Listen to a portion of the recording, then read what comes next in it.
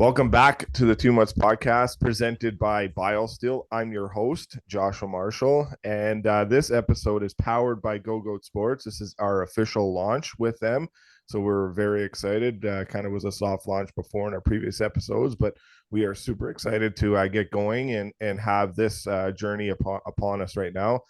We got the Rev with us. He's back. He's been on a few episodes before. He's just been busy, but Rev, how's it going? Good, man. Back from the dead. There you Here go. we go. There we go. Here we go. Yeah. And we have a very special guest. He is a two-time Stanley Cup champion, and he's the current hockey analyst with Rogers Sportsnet. And he was previously with the Carolina Hurricanes, too, in a consulting role. We'd like to welcome back to the 2 Months podcast. We have Mike Futa. Foods, how's it going? Absolute pleasure. These late nights on the East Coast are killing me. Yeah, at least that Oiler game in a way. I know it did go to overtime, but at least it did start 7 o'clock instead of 8 o'clock. Oh, absolutely. So, at 1 hour might make a big difference for the guys out east, isn't that right, Foods?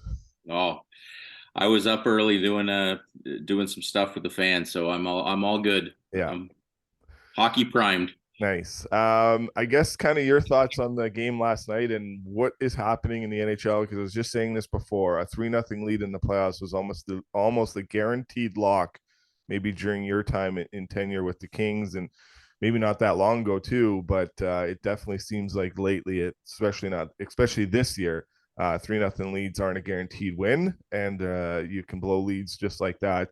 Your thoughts on the Kings blowing a 3-0 lead and the Oilers winning last night? And I know you know Zach Hyman, you like him; he's a good friend of yours, and same with Soup in net too. So, thoughts on the Oilers win last night?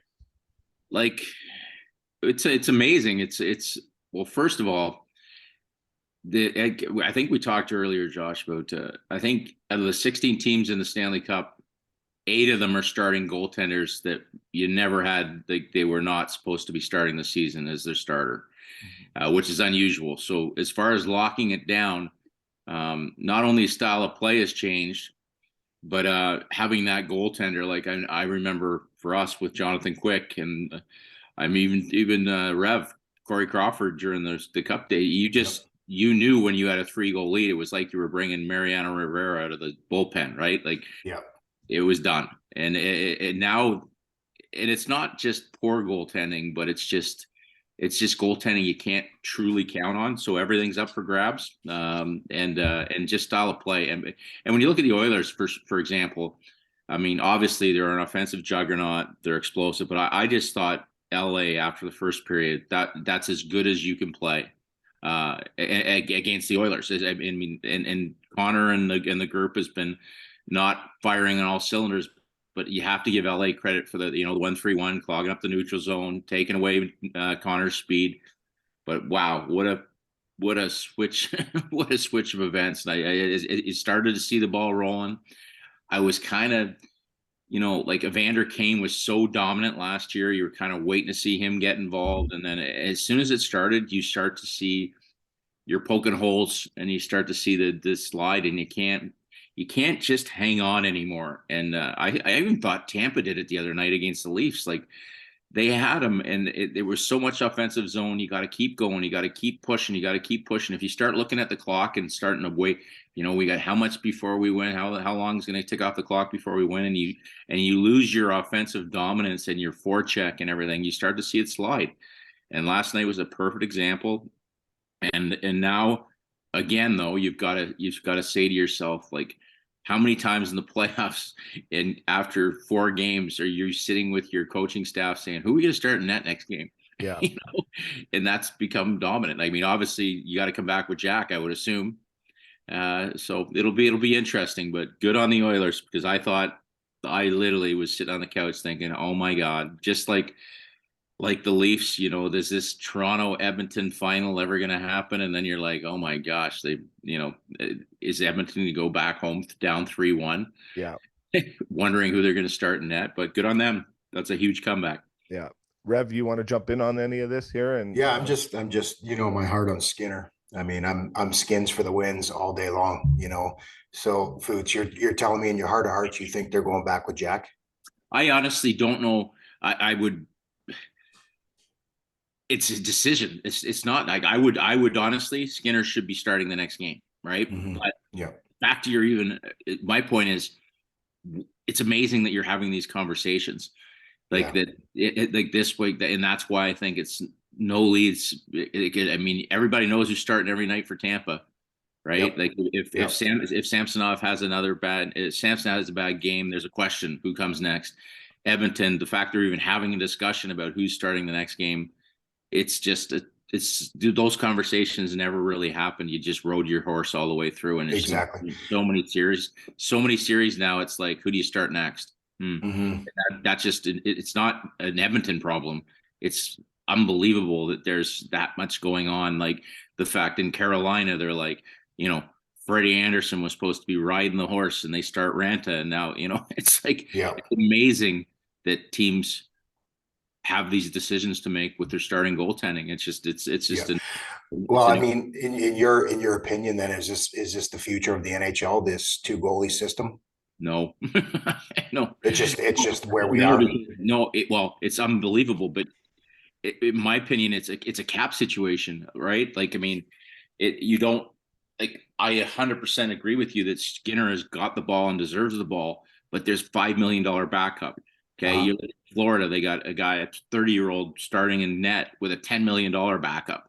Like it's not the way the game goes, because you financially can't have a guy making millions and millions of dollars with a baseball cap on, right? So, but it's just amazing that that's where the game, like this playoffs at, that how many guys that are neutralizing your salary cap are not in the game.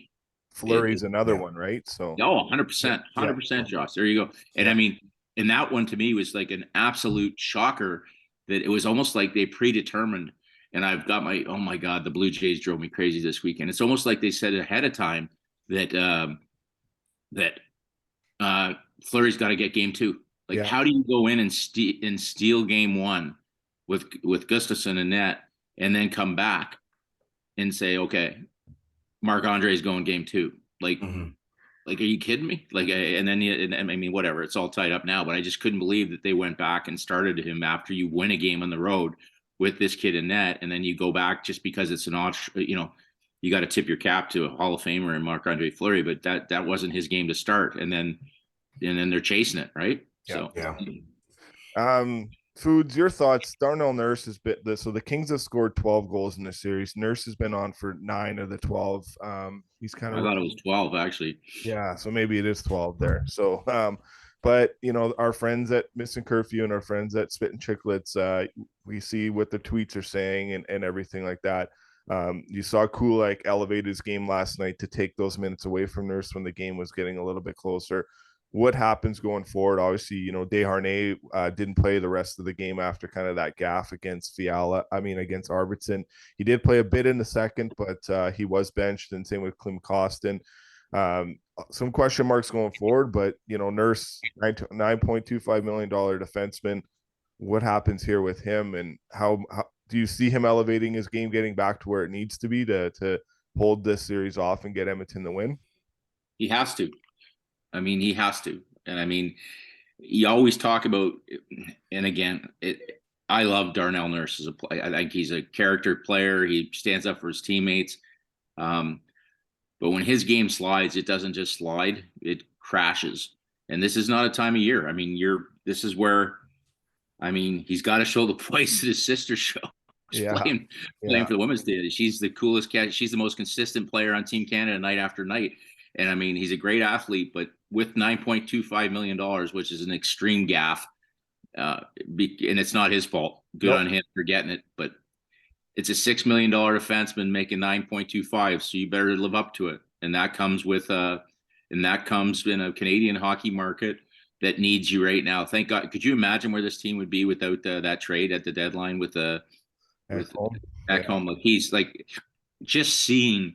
Like, talk about, for me, I always knew he was good, but Nashville's one of those markets, for whatever reason, you just don't see them, right? They're hidden. Yep. And they're kind of, and in fairness, there's a reason too. I mean, they're like the vanilla milkshake of everything, right? They've never won anything, but they've always been good.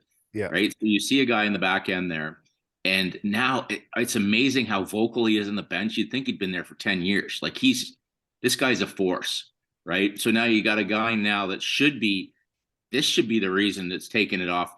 This should be the absolute soother for Darnell Nurse, that now they've got a guy that I didn't think was a number one, but on their team he's their number one, right? We had that argument.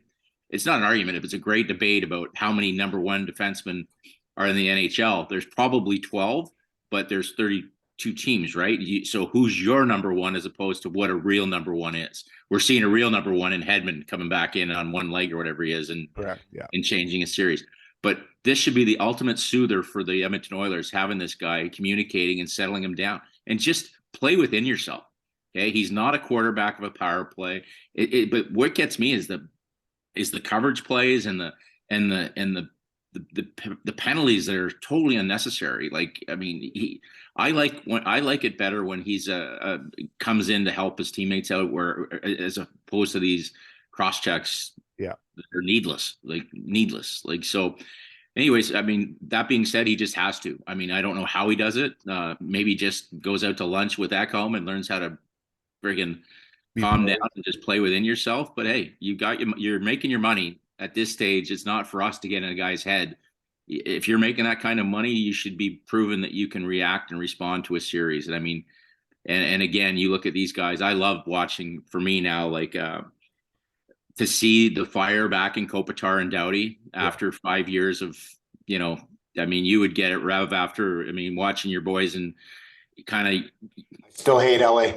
Yeah, so you know what? There we go. I still hate Chicago, but I mean, honestly, but I still have so much respect for watching how Taze and Kane, like to those guys that were just, when you start to see the guys that were part of probably one of the best eras of competition going against each other, kind of going off into the sunset, and having to see Chicago, like those guys play non-competitive games, and now you see the fire for 4 years now, even last year, because Drew was out of the playoffs, like he didn't play in the playoffs with his injury. To see Kopitar and Doughty have that fire back again, it's like, for me, it's just riveting to see how they can to rise up to that level again and play meaningful games. It's Foots, you forgot how mean Doughty was. Oh, I never forgot that. No, listen, these last few years, because in my estimation, he's out last year, what he made a difference if he was there, because you're in that mindset, right? But this year, seeing him play, it's a treat. It's an absolute treat. But it's because, again, LA kind of became, we were hot at the right time because everybody else in LA sucked, right? And I'm not gonna get off topic, but the Dodgers, the Clippers, and the Lakers were all down. And we just had it running at the right time. But Drew just took it to another level. And then they tried to convince him that if he didn't get hot, he wasn't going to be a Hall of Famer. And that just pissed him off, right? And I think he's grown back into it, and he's matured to a point, like as a human, like, I mean, as a parent and everything, when you hear him talk about how much, like, this guy is he's hockey brilliant and so basic as a human, when as far as his natural like, he's not going to Yale, put it that way, but his on ice and his competitiveness, he and Jonathan Quick are the two most competitive people I've ever been around in my life. And to see him get another chance at being competitive, like, we had our 10-year anniversary in the off season for our first cup, and all he could talk about was the fact that he wasn't being talked about being on the Olympic roster. Imagine that. Like, I mean, that's how competitive, like, he was so pissed off that Pietrangelo was, I mean, you talk about Makar and he'd kind of roll his eyes. He goes, okay. Yeah. He's ridiculous. Yeah. And he has so much respect for guys that he plays against, but he literally couldn't believe that he wasn't still in that conversation. Yeah. And you know what? That kind of competitive nature. And then to go and back it up, like, he looks like this is an absolute challenge to him to play against the best player in the world, and arguably 1B, 1C, whatever Drysdale is, and show that this guy is back in it. Oh, he's still got the jam. And you know what? He's a pretty good trash talker too. So he would be the best mic'd up guy. And listen, they've caught him a couple times on a mic, and he's phenomenal. And he's so basic with his trash talk. I mean, just like, hey, you're just not a good player. Yeah, buddy, you suck. Yeah, you suck at hockey. You were in the minors for so long. Basic. I'm not sure you are, but I know you suck at hockey. Yeah, Yeah. Anyway, there's some good ones. So how do they regroup here, Foods? Kopitar, Doughty, inside and out. How do they regroup the rest of this Kings team to come back for a strong game 5 here in Edmonton? House money. I mean, just think how hard they played them. I mean, you've got it. That's a total reset. I mean, I love the game within a game between the student and the teacher, right? Like that's Todd McClellan's. Jay Woodcroft's been his assistant, forever, and then Jay makes that. Todd wanted Jay to come down to LA as his assistant, and Jay made the decision to stay and be the American League coach in Edmonton, and cut his teeth and be a head guy, and now he's there, and it's total. These guys know each other in and out. Forget the teams, like that gamesmanship. Very seldom the one thing, and I love Todd, and I grew up at the Woodcrofts, so Todd's very seldom. You see the emotion you're seeing on the bench with regards to when a goal scored, like the old throw it up in the arm, like you just won the Pee Wee championship. Like he's usually pretty subdued. This one's special, and I think the fact that it's strange. Like when teams get like quietly, you get your best player back in the lineup and you lose. Or your leading scorer. Like it's unbelievable. That's what's great about the playoffs. Like quietly, Fiala slides back in, and he was great. I mean, it wasn't nothing to do with it. No, but you're on this roll. You get your best player back, and you find a way to lose. That's what makes those games worth staying up for. But they just got to reset. I mean, and that's where a Kopitar will be huge. Again, this is a new beast. They went 7 games last year, but it was, for me, I thought last year Jonathan Quick, flashback to circa Jonathan Quick, was way more prominent. Like this is more of a team grind than just wow, this goalie's just standing on his head. And Korpisalo's been very good, but again, it comes back to 2 teams that one thought Jack Campbell was going to ride them off in the sunset. The other had Jonathan Quick, and I even forgot Cal Peterson. Yeah. So it's like unbelievable that you flash it forward and it's Korpisalo versus Skinner. So it'll be interesting. But I think LA has no fear of playing in Edmonton. There's way more pressure on Edmonton to win that next game than there is on LA. And I don't foresee it being a blowout. I foresee it being a tight game. And again, I think it's easier for Edmonton to come back on the road than it is at home, if that makes any sense. Yeah. There's a different feel in that building than, I think the LA fans they're loud and they're great fans, but they're not as vicious as Canadian ice hockey fans. Like, I don't think if you go down 3 Cobb at home, they're not cheering. Yeah, no. They're in disbelief, and that's in Toronto, Edmonton, any of the big markets. They'll sit on their hands. It's a different group, and they'll be thinking about who's the next coach, and are we going to lose Connor and blah blah blah. Whereas in LA, it's just a bit of a party, right? It's a bit of a party going on, so you can get yourself back in a game a lot easier on the road and get your wits about you than going down 3 Cobb at home, which I don't think they're going to. But I mean, it's a different vibe. The fans have a different expectation when you're at home. Yeah. We'll do one more on this, and then we'll pass it over to Rev. He's probably got some things here to go on to change a little bit of the theme here. But we'll throw to you first here on this, Rev. It's a best of 3 now. How do you see this series playing out? I'll ask you the same question, Foods. But Rev, how do you see this series playing out in a best of 3? Who takes it? Oh man, I was going to ask Foots this. I mean, go ahead and ask him. Yeah. No. I want to give my analysis because I'm usually right. So, in point, Foods, and humble. But earlier in the year, I told you this, Foods, the steak dinner that Skinner starts game 1, that came from the Rev. So Stoffel, the Rev, still. I get one prediction every 5 years, right? So I mean, and you gotta buy for Stoff. No, he's got to buy for me, but he's denying that this was a whole thing. Yeah. But anyway, go ahead. Thank God you have to buy for Stoff. Yeah. Anyway, dude, I want to say, here's the deal. And now I'll be completely honest. And I know that my friends are going to hate me for saying this. I'm 50-50. I want to see Edmonton come out, but I also want to see Edmonton head home with their lunch, only because this market is so finicky. Last night when they're down 3-0, I get texts from everybody. Oh, the series over. This sucks. We suck. It's finished. And then all of a sudden, 3-3. Well, we got a game. Well, of course we got a game. Are you watching this game? I see Edmonton coming out. I see Skinner starting next game, and I think that it's going to be. But I don't think it's going to go 7. I think Edmonton takes the next 2 games. I think they win game 5 on Tuesday, and then that momentum takes in game 6. Would I like to see 7 games? Absolutely. Especially when I don't have a horse in the race. So it's just good hockey to watch. And, with Chicago, I never wanted to see game 7. Because you never know. But I say Edmonton comes out on top. But I would like to, I'd like to educate some fans around here. But that's just my opinion. Well, good luck with that, Rev. Okay, try educating. Try living in this city. Yeah. And I don't have a horse in the race, but Toronto, it's like it's the same thing. I mean, in fairness, though, but you've got. I guess you just.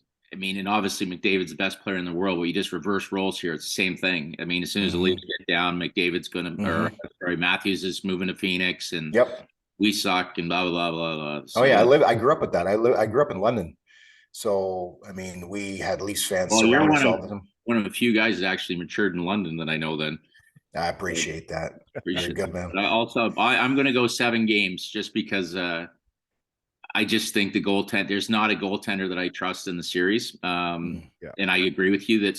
And the only reason I come back with the camp is I literally thought he was coming out for the third period. Like I thought he was staying in, right? And it was amazing because I was texting with Kevin Bieksa, and we're 100% that there's no way, because that pins it it makes it look like it's on Skinner, right? And the way of the turn, that's the only reason I would think there's a chance that they come back. And I don't think they should come back with Jack. I think Skinner's earned his stripes. But again, it's the fact there's even a debate. But I'm going to go 7 games just because, and I think Edmonton's going to win. I don't think game 7 is going to be as close as we want it to be. But I think the next game, the next couple are going to be tight.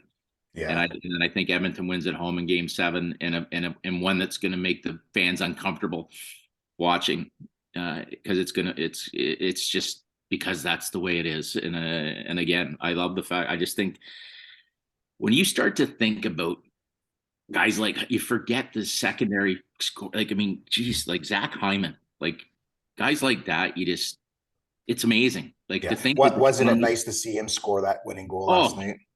Like, and I mean, for me, he's one of my favorite, because it's the best Toronto story ever. My dad owned the minor midget team, and the only reason I was on the team is because my dad owned it, and I was a 12 forward, and then he just took it and said, "Watch this," And it's one of those greatest stories. And to think how the Leafs let him go, that one still crushes me. He's just could play for anybody. He's one of those guys that, like, there's certain guys that you can just tell. Like Babcock used to take a lot of heat because he played him all the time, right? And you're like, wow, that's just horrible. Any coach, it's like, Daryl Sutter has his Trevor Lewis and this guy is like Trevor Lewis on steroids because this guy can actually play up in your top 2 lines and contribute offensively. But what a great story. I love that part of me, as much as I wanted to see LA win that game from my ties with Kopi and Drew and stuff like that. To see Hyman score, I was like, that was awesome, just awesome. Yeah. And talking about it too, best goal in it. Yeah, absolutely. Bosco, what are you saying? He did throw in up till now. Yeah, so got one left in him. Yeah, Hyman kind of reminds me of like this new age of the Pascal Dupuis, when Pascal was doing so good with Sid in Pittsburgh, and he could fit in kind of anywhere throughout the lineup, but he fit so well with Sid, and anyone would look at Pascal and wouldn't think that that guy's a top 6 forward. But I don't know, like in Hyman, give him credit, and I agree, as a Leaf fan, it's tough to see him leave, but the salary cap and COVID and the cap didn't go up, and they made priorities. Come on, they didn't offer him a no trade. Yeah, that's what they say. How do you not offer a Toronto kid a no trade? Yeah. He wants to stay in town and take less money. Yeah, man, it's imagine that, thinking a guy that just has that kind of resume worth every penny. It doesn't make sense that he's making that much money, but he's worth every penny. Correct. Yeah. Yeah. And that's a contract that's not going to fade. I know it's a 7-year deal, but I just don't think it's ever going to fade. I think it has value to it because it's a $5 million contract, really. I know it's a little bit more, but yeah. Anyways, it's not a contract you're gonna like. That's gonna hurt us. Now they have maybe some other ones that might, but every team has them. But I picked. How about a Pascal Dupuis reference? I love that. Yeah. So, hey, we only expect that from Josh. Yeah. Josh is the only guy that's going to reference Pascal. I had to pull up my Google. Yeah, exactly. Your hockey DB. Yeah, yeah, exactly. But when we had Stauffer on, you have to do the Oilers thing. You have to say, yeah, you just got to play with it and give it the play and say, yeah, you're gonna go with Oilers. But in other places in whatnot is I even told Stauf too this. I said if Fiala and Velarde come back, the Kings win in 7. And so I think the Kings win in 7.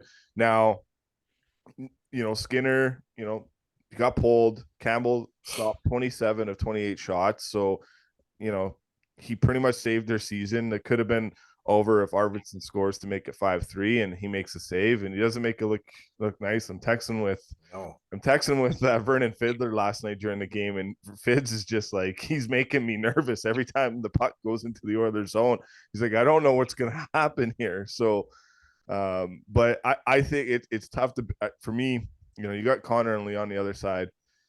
We'll see what happens. The officiating has been horrendous. Maybe we'll get into that here throughout the pod, but and I don't want that to dictate the outcome of a series. But the Oilers, the Kings were on the other. Go ahead, Foods. Sorry, it's inconsistent. Yeah. So on the other side, the Kings got their break in game 3. Last night the Oilers got their break in game 4 because. I know Marcus Foligno called his 2 penalties last night bullshit, and I would say the same thing on Fiala on Draisaitl. It was a bullshit call. Draisaitl just fell down. Like he's at the end of his shift. It's a weak call. As much as Oilers fans want to go on social media and say the Kings are diving too, the Oilers are doing the same thing because you just don't know what the referee's going to call at any given moment. So disbelief on the 2 Foligno calls. They're horrendous calls. And those are the same 2 officials that did game 3 in LA. So we'll see if those guys get another series or they move on, or maybe that was their last night. Who knows? They're obviously got assignments probably till the end of this first round, but we'll see if they carry on to the second round. But, so in a way too, Rev, though, kind of, I would like to see the Oilers lose. So this fan base gets humbled a little bit, in my opinion. But, when you got Connor and Leon, it's hard to bet against them. And it's the same thing. It's the same thing, I guess, when you look at it in the Toronto eyes too. As a Leaf fan, they've been humbled a lot, but Toronto loses game 3 like every day of the week.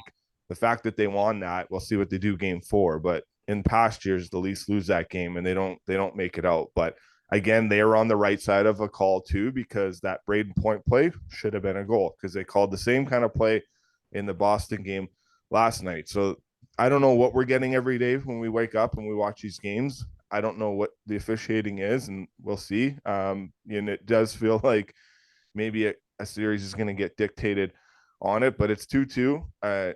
Best of 3. We'll see what happens. I still think it goes 7, and I think the big point is you got game 5 on Tuesday night, and then you don't got game 6 until Saturday. So there's a good lengthy break. The Oilers are banged up. The Kings are banged up, and that might hold well for the Oilers too, because Kane looks like he's fighting something in the lower body, in the leg. Yeah, it was scary.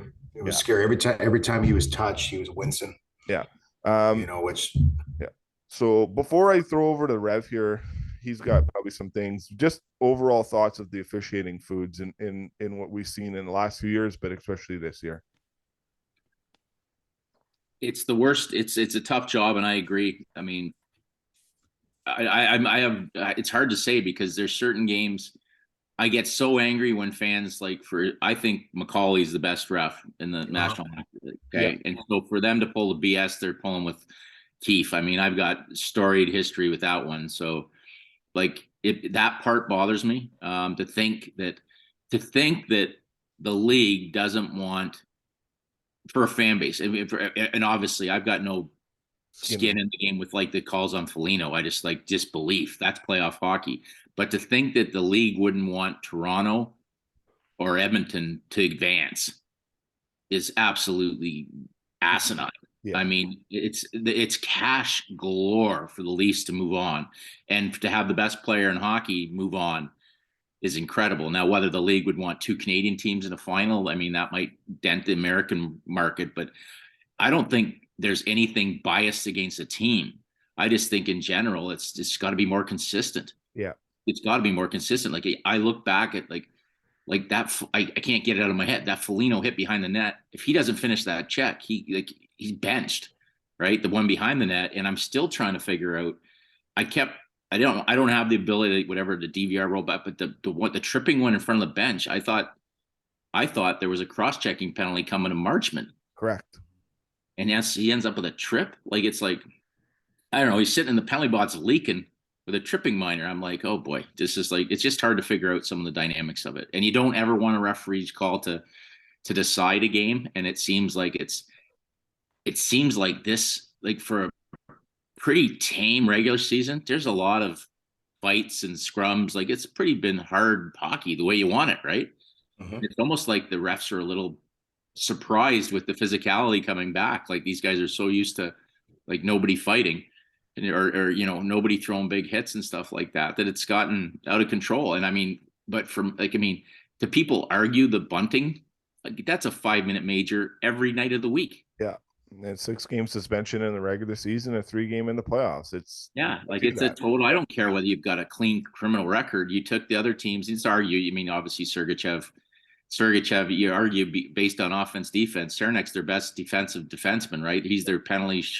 I drafted him in LA. He's like, this kid's like Drago. How many pucks he eats on the penalty kill? So you're inadvertently, if Bunting doesn't play another game, he could be one of the most important plays in the series because he took out a massive piece of their blue line. Yeah. So, but to argue that call, like that's headshot galore. And you got the wounded warrior on the other side. So it's a tough position to be in, but I love when you don't have to talk about them. Like, it's just like, you don't even think about it at the end of the game that you have to go back and so much is monitored, right, by reviews and replays so you don't really have to hold them accountable for an on ice play because there's so much stuff is reviewable that it's crazy with the ability to review stuff. We're still talking about them. Yeah. Yeah, exactly. That's right. That's unfortunate. But I mean, honestly, I know they cut down and they discipline internally, but it just seems way too consistent that we're talking about with all the stuff that's reviewable that we shouldn't have to be talking about refs at the end of games. Yeah. Rev?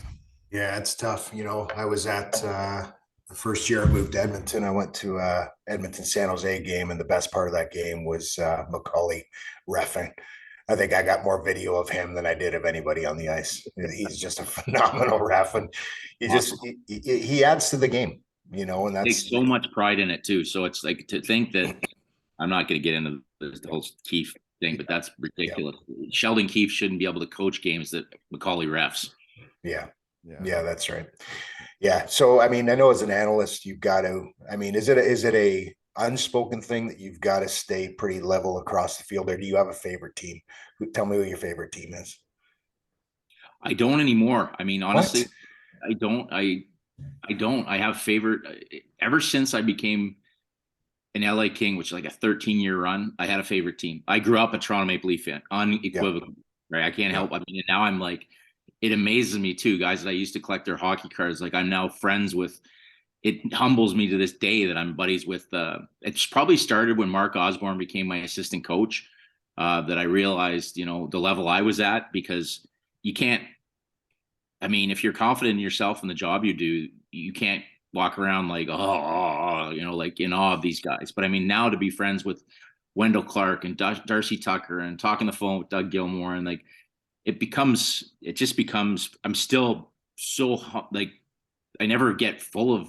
But I mean, it's just, that's a different feel. So, but growing up, Mike Palmatier, 100% like Leaf jerseys, but now, not at all. I don't have that feel for them. I have feel for players that I've somewhere had responsibility for. So I get pissed off when Wayne Simmons isn't in the lineup, not because it's the right decision, because of the impact he's had on my career and I've had in his career. So I cheer for Mark Giordano. I cheer for guys that I've, I again, like last night, I'm not an LA Kings fan anymore by any stretch of the mean, but damn, do I want to see Kopi and Drew do well. Yeah. So that's kind of way I watch games. It's 100% honest. Now that I have the mental side of me because I want to get back in it so bad with a team that I have mapped out in my mind who I want to see lose, because I know a job's going to become available if they lose. But that's just honesty. But it's not the hardest thing for me, and Rev, is like now that I probably went to 10 games as a fan this year, which I'm always in the press box. You're always working. You sit in the crowd. I don't have that like get up. I mean, I get up when the military stuff is being honored, but I don't like when the Leafs score and everybody's up. I'm like, I'm sorry. They're like, stand up. You don't. No, I'm watching the game. I love it. But I mean, if Giordano scores or something, I'll show some emotion. But I just don't look at the game that way anymore. I'm a fan of great players, mostly if I've had something to do or they've impacted my career, or just great. I mean, I love watching great players play, and that's what I'm watching what David and these guys do and even guys that have impacted playing against. I mean, the whole Kane Tays thing just to me was like watching two soldiers. I want them to continue on with their legacy, right? Because they were. Listen, you're gonna make me cry. Well, it was honestly, you watched it, and that to me was like, you must have been crying watching the way this has been handled, because I'm the same way. Nothing to do with the way Jonathan Quick's career ended up in LA.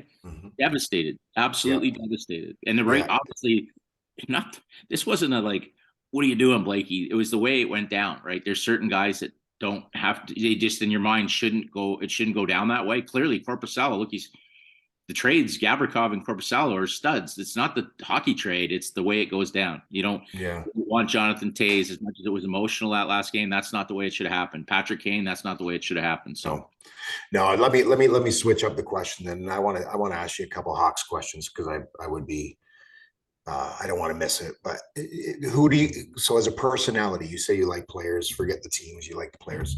If you had your choice, one player that you could watch hoist that cup this year, who's that player? This is a Chicago question? No. I'm going to get to the Chicago question. Mark Giordano. Okay. Mark Giordano, and pass it to Wayne Simmons. And this is a guy who's not a Leaf fan, so that's kind of contradicting to everything. But that's the way she goes. I guess I could think as a hockey fan, I eventually want to see Connor get it, because he clearly is superseding so much of he could break every record ever, but it's a damn shame when you start to think about the ultimate greatness, and he's getting it too. Like, he knows the only thing that matters. You could shatter every record possible, but you always picture, when you talk about records, you see Gretzky going out to get it, you see Lemieux going out to get it, and you very seldom is somebody that you talk about in the greatest ever. I mean, whether it's Orr, they all got to go out and pick up that big silver thing, and that wouldn't bother me one bit, seeing him get that off his things to do list. Yeah, absolutely. Let's put your GM hat back on for a second here. So let's say Chicago pulls first ball. They pick up a Dard. How do you build around that kid? What are your first moves? You got to start stacking on the back. And I don't know off the top of my head, Rev, is like, it's funny. Like, when you look at the Kings, the one thing that Mark Yannetti certainly continued on with is stacking the shelves. Like, if you think, as much as they struggled for 3 or 4 years, the fact their crib of kids coming up, their right shot D that are coming up, it's amazing.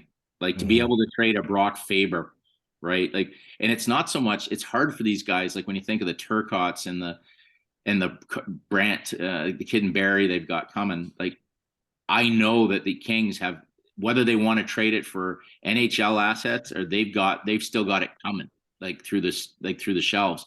I don't see Chicago right now. Like, the back end doesn't add up with having a franchise guy. That's why I think it's going to take longer, because there's just not, whether they traded it away or the drafts weren't as prosperous as they were. I mean, I don't see that influx of talent coming up through their drafting. So I think it's going to take a little bit longer. Now, does it get churned ahead by having a superstar?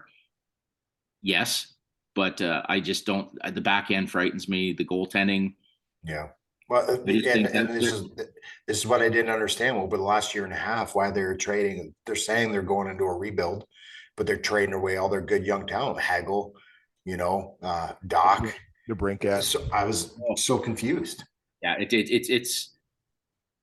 I think and that's where consistency has it. And I mean, obviously, I mean, I had my best success under with Dean Lombardi, but I got to give them credit, like Blakey and the group, for not making those trades and giving away young assets that are coming back to haunt you. I mean, you now see, like, I think that Kaliev, who would have been in my last draft with the Kings as an assistant GM, like, this guy's healthy. This guy's a 30 goal scorer. Like, if this guy plays with the right guy, he's scoring 30, and he's a healthy scratch right now. Like, they haven't made too many. They've drafted exceptionally well. And it's amazing how many right shot D, like, it's such I know it's crazy, but right shot D it's hard. It's hard to come by that many stacked. Like, so they've got Sean Walker sitting out, who last year was borderline a D4. I mean, he had disastrous injury, but the guys that are sitting out and they were patient with Byfield. Now he looks kind of like, well, Stützle was just crashing it down, and Quentin was probably losing his marbles that how am I not playing in the league when the guy picked ahead of me, he's already an all-star. He looks really good now. Like Adrian Kempe, we always thought if we got 20 to 25 out of him with all his skills, and now this guy's a first-line winger that scores 40 a year. Like, there's not too many mistakes and decisions on how they were brought along that are happening. Now you bring in a guy like who's second line center, who's got out of Montreal. Philip Deneau. Yeah, Philip Deneau. You bring him in, who's arguably as accountable defensively as Kopi. It frees Kopi up to be a little bit more offensively. More like, if you look at the trades we made, I think the load we got for, like, moving on from Muzz and Cliffy to the Leafs, you're now looking at Bjorn Fort, who could play on any other team. He just got called up. He's a lefty. You've got Trevor Moore, Jersey, Grunstrom. Like, there's I mean, God bless Muzz with his injury and stuff, and he was definitely worth a healthy Muzz is worth the price. But when you look how it's panned out, those are real effective trades for the haul that the Kings got back, and not necessarily studs, but they're all contributing factors. That's a trade that, wow, those are real profitable trades. Yeah, they could just roll. Yeah.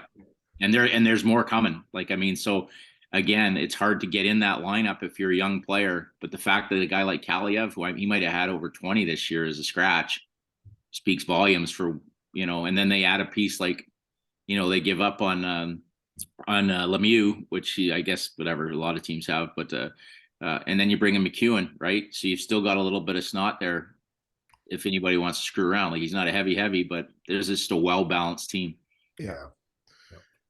Foods, we'll finish up on this. Kind of what in your years with scouting from Owen Sound to the NHL, what are the kind of things you're looking for? What are the kind of conversations you're having with either the player, the agent, the family?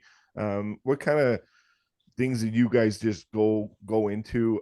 Because there's the long list of players that succeeded under your resume is quite amazing. So kind of what brings that out? What are the kind of things that you're looking for that has helped you be so successful throughout your career as an executive?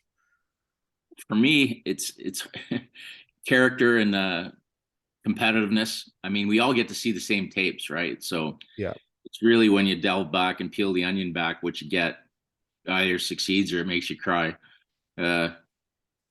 But for me, it was always Marcinetti, and I had this thing. I always erred on the side of compete, and he always erred on the side of hockey sense. And if we had a real good blend when we came out with it. But I just found if you start to know these kids, particularly the kids that I had when I was running the under 17 programs and stuff, it was like insider trading.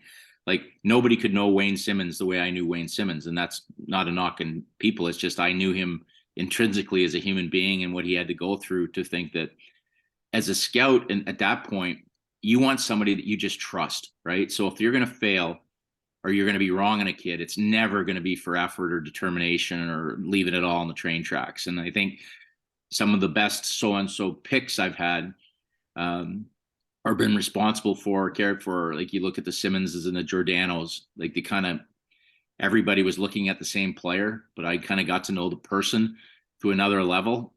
And then they just kind of took it over. And you know that at the National Hockey League level, if you're in a grid organization, they're going to be exposed to every bit of knowledge and training possible. And it's whether they take it. And again, the best students, they're so basic concepts, but the best students are the ones that do the work when the teacher's not in the room, right? It's not level 12 thinking. It's just knowing that that's going to happen, right? You can give anybody the path, but if they don't want to take that path, or they just want to work super hard when the teacher's in the room, there's a chance they're going to cheat you down the road, when it's up to you to motivate yourself. So guys like that, to me, were just seeing the bridge. You try and pitch how high their talent's going to be. Like, there's never a chance when I was putting my career on the line for a Mark Giordano that I thought he was going to win the Norris Trophy. Like, that's different level of taking yourself to another level. I thought Wayne Simmonds was going to play 1,000 games in the NHL, but I knew, and Curtis McDermott's another. So it's not just guys that have turned out to be quote unquote stars or all stars.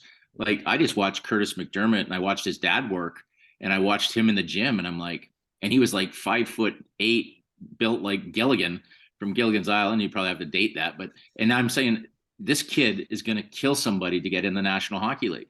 Right. And now he has at times. But I mean, I watched him naturally. Everybody in the family, he was built like a linebacker. She knew he was going to grow into himself. It was awkward watching him come onto the ice for the first time in LA because he looked like his feet were like Bambi. Right. His feet hadn't grown into his hand. And Dean's like, you really want to sign this guy? And I'm like, yeah. He won't let us down. I mean, he might not make it, but he'll kill somebody along the way trying to make it.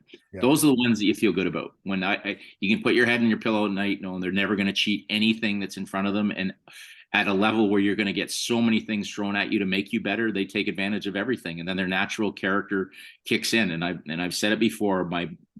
Probably my most proud moment would have been when, I don't even know. I think it was the Mark Messier Leadership Award, but Justin Williams, who's arguably my best friend in the game, who I had nothing to do with, but has all those elements that I talked about, was nominated, and Wayne Simmonds and Mark Giordano were the other two nominees. That, to me, for everything involved in leadership and people and what they are away from the rink. So those guys are never going to let you down. Yeah. Whether they make it to the absolute top. I mean, there's just as many guys that have not made it that still keep in touch, that because they're successful, whether away from the rink or as coaches and stuff like that, that's because you knew them as people and they were never going to let you down. Yeah. So yeah, it's getting to know everybody. It's an art to figure out how they're going to max out with their physical tools and what they're going to be as a player.